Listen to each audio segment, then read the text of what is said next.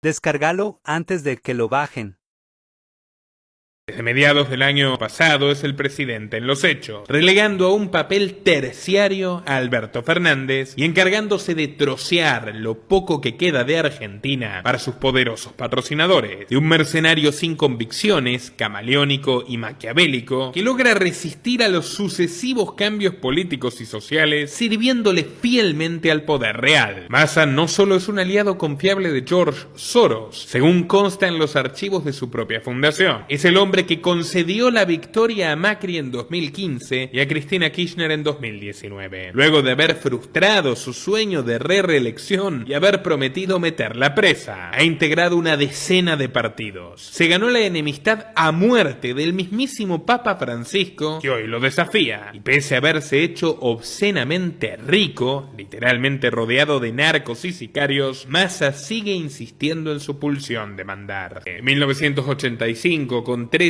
años de edad, y cuando Alfonsín todavía era un líder popular, Massa se acercó al Comité Radical de San Martín, pero no lo dejaron afiliarse porque estaba muy por debajo de la edad mínima. Curioso por el incidente, comenzó a leer el diario Clarín, que llegaba todos los días a su casa, para indagar quién era el mayor crítico del gobierno radical. Y entonces se topó con la figura del ingeniero Álvaro Alzogaray, un ex capitán del ejército, un hombre de derecha, con un discurso protoliberal en materia económica y que buscaba desesperadamente ampliar las filas de su partido. En cuestión de meses, Massa ingresó a la UCD, el partido liberal de Álvaro Alzogaray, al que le llamó tanto la atención contar con un miembro tan joven que lo llevó a entrevistarse con él. Alzogaray, que había sido funcionario del régimen militar de la Revolución Libertadora, decía a los suyos que los jóvenes como Sergio eran el único futuro posible para la naciente democracia. Massita, como le decían sus colegas, no era un orador convincente, pero sí un gran operador. Siguiendo el ejemplo de Pedro Venegas y Carlos Maslatón, fundadores de la UPAU, una formación universitaria conservadora de la UCD, que logró conquistar varios centros de estudiantes tradicionalmente controlados por la izquierda, Massa estableció en 1988 la Juventud Secundaria Liberal de San Martín, designándose a sí mismo como su primer presidente, primero y último, repartiendo salames caseros de su mamá y ofreciéndose a hacerles las tareas a otros alumnos, logró reunir a 60 aplaudidores para apoyar al candidato a concejal de la UCD, Alejandro Keck, que al ser elegido lo contrató como asesor, obsequiándole su primer sueldo, pagado por impuestos robados a los argentinos a la tierna edad de 17 años. Luego de su graduación, Massa empezó a estudiar abogacía en la Universidad de Belgrano, pero ningún profesor recuerda haberlo visto en las aulas, y esos que llamamos A3, que enseñaban en materias de primer año en aquella época. Al parecer, se la pasaba en los pasillos repartiendo boletas, acosando a los estudiantes a los que no les importaba la política y que por eso mismo habían elegido una institución privada. Pero el día más memorable de su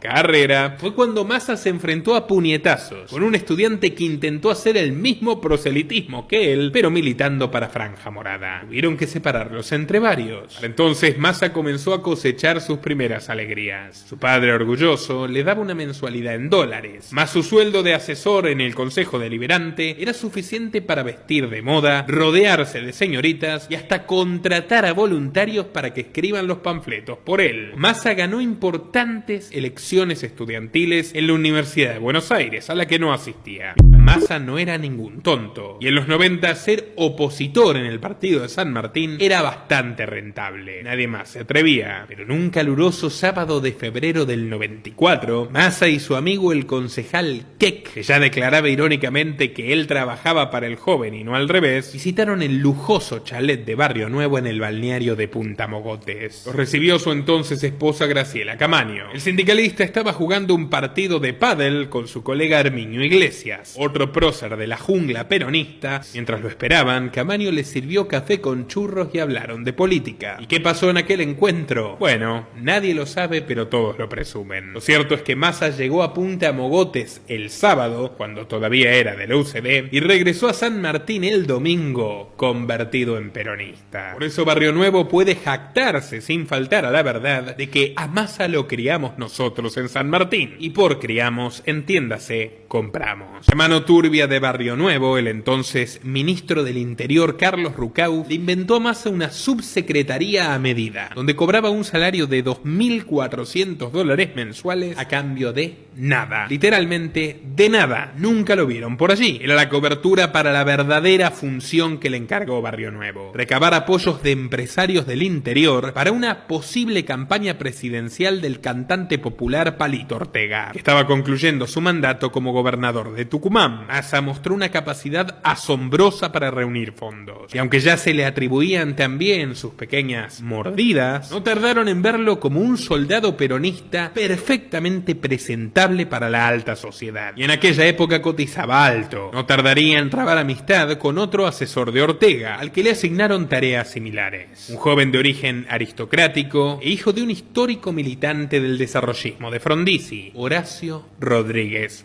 Larreta. Ortega fue designado por Menem como secretario de Desarrollo Social, un cargo que ya era equivalente a ministro. Y tanto Sergio como Horacio pasaron a desempeñar un importante rol en ese edificio horrendo signado por el rostro de Evita. Se la pasaban tomando mate y haciendo rosca, derivando partidas del abultado presupuesto a programas conjuntos con sus patrocinadores. En el caso de Massa, con el Sindicato de Gastronómicos, que por ejemplo iba a repartir medialunas a los barrios populares, a cambio de lo cual recibían millones de pesos dólar. Allí conoció a una ex montonera llamada Marcela Durrieu, que por entonces era diputada nacional y que hoy es concejal de San Isidro. Tanto simpatizó con Durrieu que pasaron a tomarse 4, 6 u 8 cafés juntos. Y la mujer, que ya percibía a todo un trepador de primera, hizo todo lo posible para engancharlo con su propia hija, Malena Galmarini. Los suegros del ministro de Economía colocaron un artefacto explosivo en la plaza central de San Isidro con el mero fin de asesinar civiles, y lo lograron. Se llevaron la vida de un bombero voluntario. Con la llegada de la AAA y López Rega, el cobarde Galmarini pasó a la clandestinidad, y en el 78 caería preso de la dictadura de Videla junto a 23 gremialistas. Pero hubo ciertos montoneros que gozaron de privilegios ante los militares, bajo la sombra de la sospecha de entregar a sus camaradas, y el Pato Galmarini